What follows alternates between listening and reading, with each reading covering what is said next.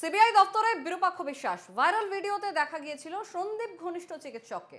CBI তলব পেয়ে গেলেন সিবিআই দপ্তরে। সিজিওতে জিজ্ঞাসাবাদ বিরূপাক্ষ বিশ্বাসকে। বর্ধমান মেডিকেল কলেজে প্যাথোলজি সিনিয়র রেসিডেন্ট ছিল বিরূপাক্ষ বিশ্বাস। সেপ্টেম্বর মাসের ৩ তারিখ বিরূপাক্ষ বিশ্বাসকে বর্ধমান মেডিকেল কলেজ থেকে সরিয়ে কাকদ্বীপে একটি হাসপাতালে পাঠানো হয়। আরজিকর কাণ্ডে ভুরি ভুরি অভিযোগ ছিল সন্দীপ ঘনিষ্ঠ চিকিৎসক বিরূপাক্ষ বিশ্বাস এবং চিকিৎসক অভিজ্ঞদের বিরুদ্ধে। দাদাগিরি, তোলাবাজি, থ্রেট কালচার সহ একাধিক অভিযোগ।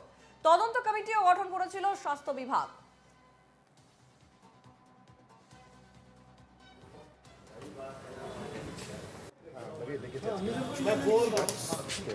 কথা বলি, কথা বলে তারপরে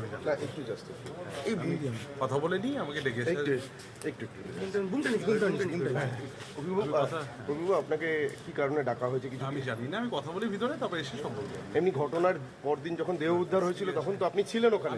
আমি কথা বলিনি, কথা বলে সেমিনার হলেও তো আপনি কথা বলে এসে আমি নিশ্চয়ই যাবো, কথা বলবো। সেমিনার হলে আপনি ছিলেন তো? কথা বলে এসে আমি কথা বলবো, ঠিক আছে? আপনাকে কিছু ডকুমেন্টস আনতে বলা হয়েছে? না, সন্দীপ বাবুর সঙ্গে তো আপনি ঘনিষ্ঠ ছিলেন। আমাদের সঙ্গে সরাসরি সিজিও কমপ্লেক্স থেকে রয়েছেন আমাদের প্রতিনিধি বিধান নস্কর। বিধান, সিবিআই দপ্তরে এবার বিরূপাক্ষ বিশ্বাস।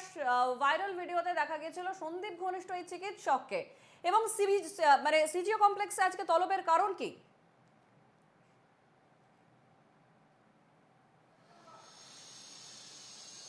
দেখো, আরজিকর হাসপাতালের ধর্ষণ এবং খুনের ঘটনায় বিরূপাক্ষ বিশ্বাস সন্দীপ ঘনিষ্ঠ এই চিকিৎসক এবার সিবিআই এর জিজ্ঞাসাবাদের মুখোমুখি হয়েছে। যেটা সিবিআই সূত্রে খবর, যে ভাইরাল হয়েছিল যে ভিডিও, সেখানে দেখা গিয়েছিল যে 9ই আগস্ট অর্থাৎ আরজিকরের ধর্ষণ এবং খুনের ঘটনায় যে নিহতের যে ঘটনাস্থলে দেহ উদ্ধার হয়েছিল, সেই ঘটনাস্থলে যে সময় কিনা পুলিশ আধিকারিক এবং ফরেন্সিক আধিকারিক তারা তদন্ত করছিল বা তারা নমুনা সংগ্রহ করছিল, সেই সময় একেবারে ফরেন্সিক এক্সপার্ট যারা রয়েছে তাদের সঙ্গে কিন্তু একাধিক চিকিৎসক তারা কিন্তু সেই ঘটনাস্থলে প্রবেশ করেছিলেন, একেবারে সেই ঘটনাস্থলের কাছে। তারা কেন, কার নির্দেশে সেই ঘটনাস্থলে গিয়েছিলেন, কি কারণে গিয়েছিলেন, এই বহিরাগত চিকিৎসক হয়ে তারা কিভাবে ওই ঘটনাস্থলে যেতে পারলেন, কার নির্দেশে এসেছিলেন, এই সমস্ত বিষয় জানার জন্য কিন্তু ডেকে পাঠানো হয়েছে বিরূপাক্ষ বিশ্বাস। এছাড়াও অভিক দে নামে এক চিকিৎসক, তাকেও কিন্তু ডেকে পাঠানো হয়েছে। তারা কিন্তু প্রত্যেকেই সন্দীপ ঘোষের একেবারে ঘনিষ্ঠ চিকিৎসক বলে জানা যাচ্ছে। এবং এখান থেকে কিন্তু প্রশ্ন উঠছে একাধিক, যে ঘটনাস্থলে নিহতের বডি উদ্ধার হয়েছিল সেমিনার হল, সেই সেমিনার হলে যে সময় ফরেন্সিক আধিকারিক বা পুলিশ আধিকারিক তারা নমুনা সংগ্রহ করছিল, তারা তদন্তের ক্ষেত্রে সেই জায়গা ঘিরে দিয়েছিল, সেই একেবারে অত্যন্ত কাছে তারা কিভাবে পৌঁছলো, কার নির্দেশে তারা সেখানে গিয়েছিলেন, কি কারণে গিয়েছিলেন, তবে কি এই ধর্ষণ এবং খুনের ঘটনা তাদের কোনো রকম যোগসূত্র রয়েছে, সেই বিষয় জানার জন্য কিন্তু একেবারে তাদেরকে তলব করা হয়েছিল। ইতিমধ্যেই বিরূপাক্ষ বিশ্বাস তিনি সিবিআই দপ্তরে উপস্থিত হয়েছে। আজ সকাল 9:50 নাগাদ তিনি পৌঁছেছেন সিবিআই দপ্তরে।